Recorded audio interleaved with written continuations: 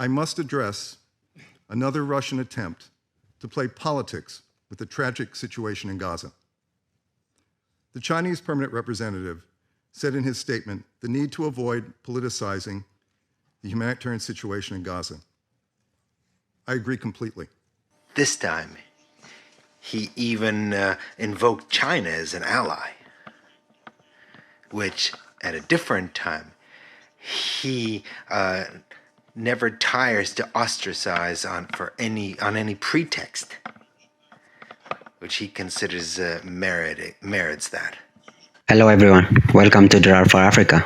Today we're stepping into the heart of international diplomacy at the UN, where the crisis in Gaza becomes a battleground of words. The Russian Federation and the United States lock horns, not with weapons, but with sharp rhetoric, each accusing the other of hypocrisy in humanitarian aid. But beyond the debate, there's a pressing reality. The people of Gaza need more than just words. Let's explore what this means for their future. Join us as we break down this crucial UN session, analyzing the implication for Gaza and global humanitarian efforts. Stay with us for insights beyond the headlines. Russia continues to try to portray itself as a great humanitarian actor when it comes to Gaza, yet it does very little when it comes to trying to address the humanitarian situation. Nothing in the Russian permanent representative's statement reference anything about what it's doing to help relieve the humanitarian situation. And yet we are quite grateful to the representative of the United States for a clear demonstration of how a statement of a state that claims to have to be a responsible international actor, what it should not look like, and more specifically, a self-proclaimed coach of all international actors. It's very interesting to hear the Russian Federation kind of belittle the humanitarian contributions that the United States gives around the world. We are one of the leaders, if not the leading single state contributor to humanitarian assistance. I'd be very interested to hear what Russia spends on humanitarian assistance as a percentage of its GDP. If the United States spent for humanitarian aid in Gaza and other regions in need, even a small share of what they spend on supplies of weapons to hotspots, our world would be very different. The United States is a lead player on humanitarian assistance around the globe. Russia is not. If Russia just spent 1% of what it is spending to carry out barbaric atrocities in Ukraine, then it could make a claim that it was doing something to solve humanitarian crises around the world. Billions of dollars are spent for weapons to Israel, including $6.5 billion after the 7th of October, and tens of billions for Ukraine. Weapons which caused the death of thousands of Palestinians and Ukrainians. That is the real contribution of Washington. Russia is in no place to criticize the United States for what it does to humanitarian causes around the world. And I will repeat, Russia doesn't help solve humanitarian crises. It creates them. Look in Ukraine. And overall, colleagues, just a friendly advice to you. Before giving lessons to everyone, at least pay up your contribution to the United Nations and stop causing a crisis of liquidity, which also hinders the humanitarian efforts of our organization.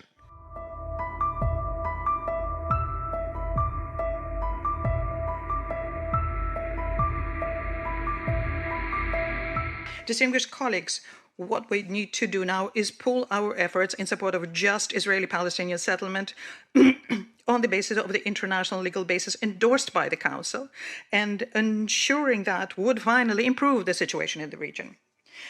There should be no monopolization of the mediation efforts, which we have been seeing recently in US action, nor should it be a competition amongst main actors. All aspects is important. All effort in the initiative is of import. And in this context, we welcome what was arrived at recently in the Chinese capital, the understanding that is between the representative of Fatah and Hamas, which crowned a whole slew of preparatory meetings, including in Moscow. Palestinian Union is a guarantee that the interests of the Palestinian people will not be ignored once again. We expect that this success will have a positive impact on the ongoing negotiations on the release of Israeli hostages and Palestinian prisoners, which should finally lead to the ceasefire the people of Gaza need so much. I must address another Russian attempt to play politics with the tragic situation in Gaza. The Chinese permanent representative said in his statement the need to avoid politicizing the humanitarian situation in Gaza.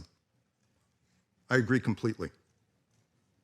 Russia continues to try to portray itself as a great humanitarian actor when it comes to Gaza, yet it does very little when it comes to trying to address the humanitarian situation. Nothing in the Russian permanent representative's statement reference anything about what it's doing to help relieve the humanitarian situation. Let's not forget the humanitarian disaster it has created in Ukraine. As I've said many times, Russia doesn't help solve humanitarian crises, it creates them. So I call on the Russian representative to heed the call of his Chinese counterpart and stop playing politics with the situation in Gaza. As representative of the Russian Federation, I'd like to make an additional statement.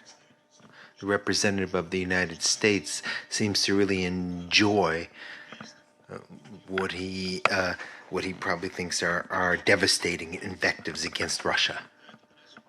And this time, he even invoked China as an ally, which at a different time, he never tires to ostracize on any pretext, which he considers merits that. And yet we are quite grateful to the representative of the United States for a clear demonstration of how a statement of a state that claims to have to be a responsible international actor, what it should not look like, and more specifically, a self-proclaimed coach of all international actors. If the United States spent for humanitarian aid in Gaza and other regions in need, even a small share of what they spend on supplies of weapons to hotspots, our world would be very different.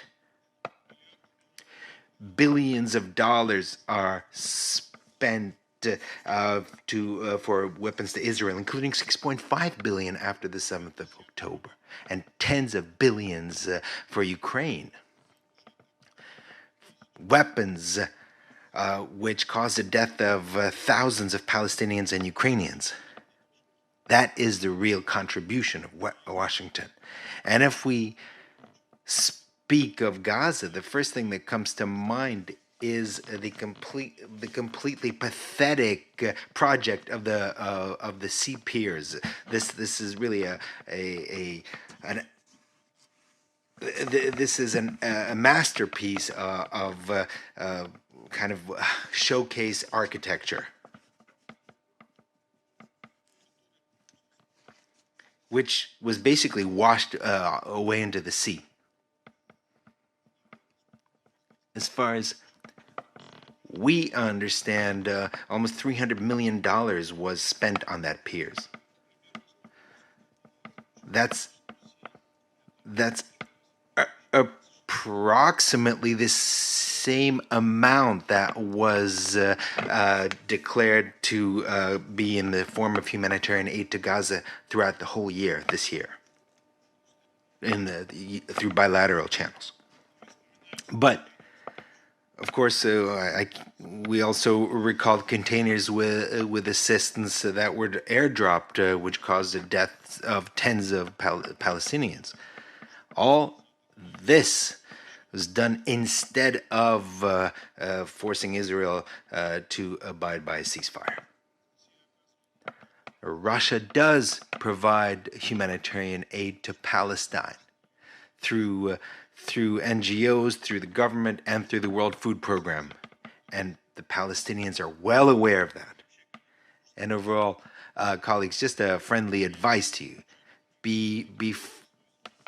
Before giving lessons to everyone, at least pay up your contribution to the United Nations and stop causing a crisis of liquidity, which also hinders the humanitarian efforts of our organization.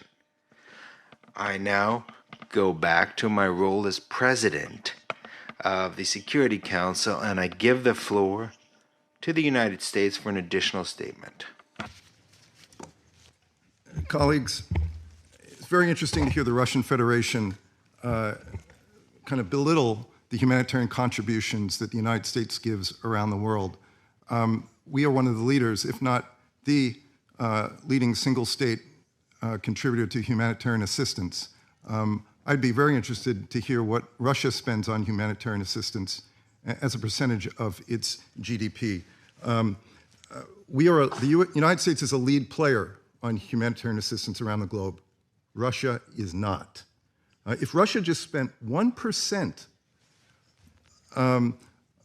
of what it is spending to carry out barbaric atrocities in Ukraine, then it could make a claim that it was doing something to solve humanitarian crises around the world.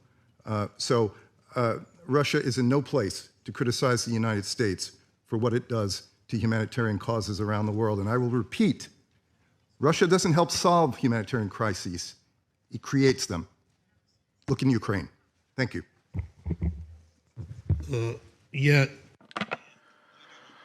I don't plan to continue this discussion. I'll just say very briefly, as representative of the Russian Federation, I'd like to know what percentage of GDP of the United States is represented by supplies of weapons around the world, which the United States delivers. And I just want to ask a question. I hope it's not a rhetorical one. When will you finally pay up your contribution to the United Nations budget? I now go back once again to my role as president, and I give the floor to the permanent observer of the observer state of Palestine.